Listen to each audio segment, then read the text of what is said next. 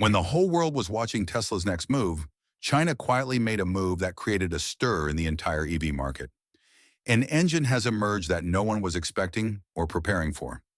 It is not only powerful, but also so cheap and effective that the old definitions of the EV industry have started changing.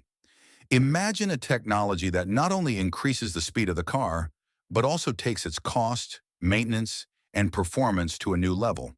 And this is not a dream. This technology is now in front of us. This new discovery from China has now become the center of discussion in countries like America, Europe, and Japan. While on one hand, Western companies are stuck with charging time, battery cost, and EV production, China has quietly developed a powertrain that is changing the entire game. The question is this engine a danger signal for giant companies like Tesla? And will it change the very definition of EV? Let's uncover the secrets of this engine that has forced every car manufacturer to rethink. But before moving ahead, do subscribe to the channel so that such major updates on technology and automobiles reach you first. Before we talk about the engine that shook the Chinese EV market, let's understand how China got here. While the world was waiting for Tesla's next big announcement, China quietly took a step that changed the direction of the entire EV industry. Now, it's not just about making cars, it's a mission, a vision in which China does not just want to participate, but wants to lead and set the entire direction. Today, China is not just competing, it's playing the game with new rules, and its strategy in this game is very clear. Create an ecosystem built on green technology, rapid innovation, and national-level policies that can make the EV sector dance to its tune. For years, if someone told you that a new engine could shake the EV strategy of the entire world, you might not believe it. But China's recent progress is proving this. The roots of this success run deep. It all started when China's cities were plagued by toxic air and energy shortages. The government saw clearly that dependence on petrol and diesel would never make them self-sufficient. And this is where a decisive turning point began. The 863 program, started in 2001, was not just a government policy, it was a shift in China's thinking where clean energy became a national priority. Initially, the technology was expensive and public interest was low, but China didn't give up. In just a few years, it accelerated research and investment into technologies like battery EVs, plug-in hybrids, and hydrogen fuel cells. Then came the era of 2010, when the government launched a wave of subsidies and incentives. From the common consumer to the manufacturers, everyone started feeling that EVs were the future. The first major success was seen when the city of Shenzhen converted its entire fleet of 16,000 buses to electric by 2017. This wasn't just a mission, it was a message to the rest of the world. But a mission alone isn't enough. The government had strong control behind it.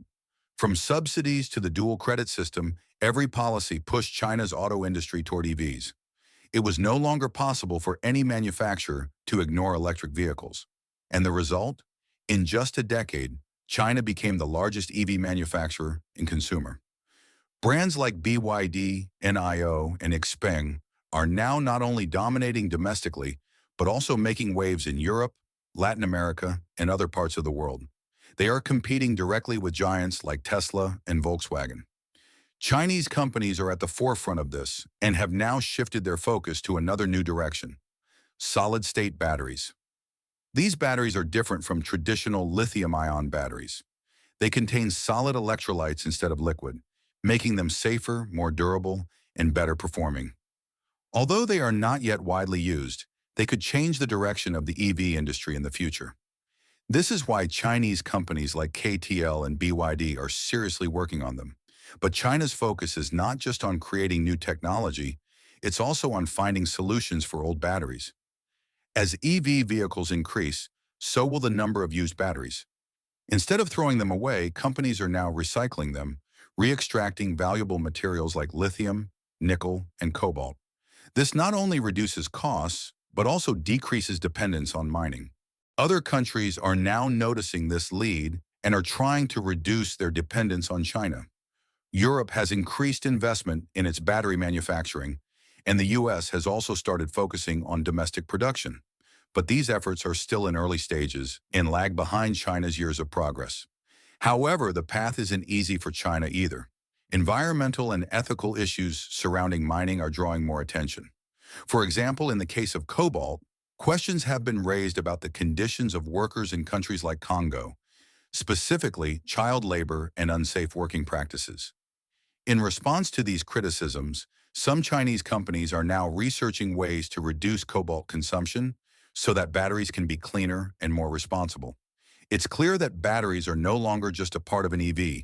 They've become the backbone of the entire industry. And by mastering them, China has transformed itself into a power center that is now driving not just cars, but the entire global energy transition.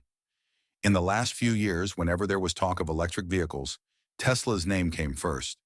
Elon Musk's company was considered the leader of the EV revolution, and it truly brought a major shift to the industry. But now the picture is changing.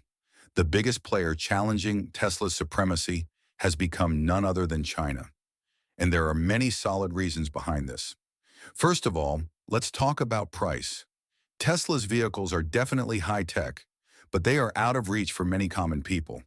On the other hand, Chinese companies like BYD, NIO, and Xpeng are producing affordable yet feature-rich vehicles that are proving more practical for everyday use.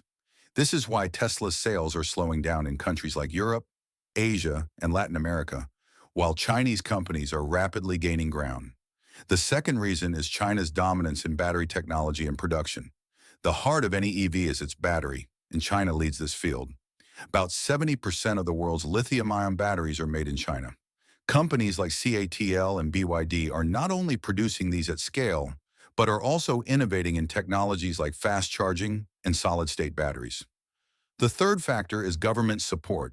The Chinese government is giving full backing to the EV sector, whether through subsidies, land allocation for production, or funding for research. This has allowed companies in China to produce better products at lower costs. Another challenge for Tesla is its dependence on Chinese batteries and components. If political tensions between the US and China rise, maintaining that supply chain could become difficult. China is no longer just a manufacturer.